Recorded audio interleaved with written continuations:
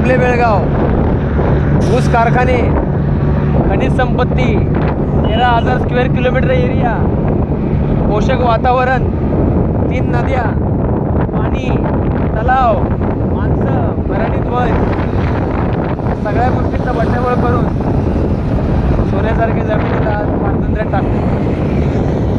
तुम्ही बघा, ऊसाचे कारखाने, सगळे मराठी गावं, मराठी वस्त्या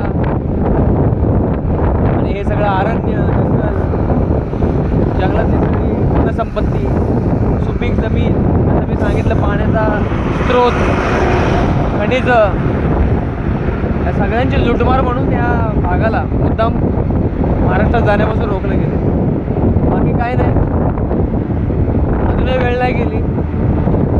जर एकच भाषा असूनही अन्यायाच्या जोरावर आंध्र प्रदेशमधून तेलंगणा राज्य तयार होऊ शकतं, एकाच भाषेचं दुसरं राज्य जर तयार होऊ शकतं ते फक्त अन्यायाच्या जोरावर सरकारने त्या भागाला डावललं म्हणून आंध्र प्रदेशचा उत्तर भाग जो आता तेलंगणा आहे, जर एक राज्य तयार होऊ शकतं तर हा 13,000 स्क्वेअर किलोमीटरचा एरिया भाषेच्या आधारावर, अन्यायाच्या आधारावर महाराष्ट्रात पुन्हा सामील का नाही होऊ शकत?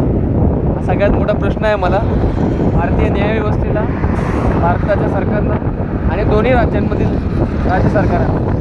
आणि ऑफकोर्स ही प्रश्न आता ಕರ್ನಾಟಕ ರಾಜ್ಯದಲ್ಲಿ ಎಲ್ಲರೂ ಈ ಪ್ರಶ್ನೆ ಮೇಲೆ ಅಭ್ಯಾಸ ಮಾಡಬೇಕು, ನೋಡಿ ವಿಚಾರ ಮಾಡಿ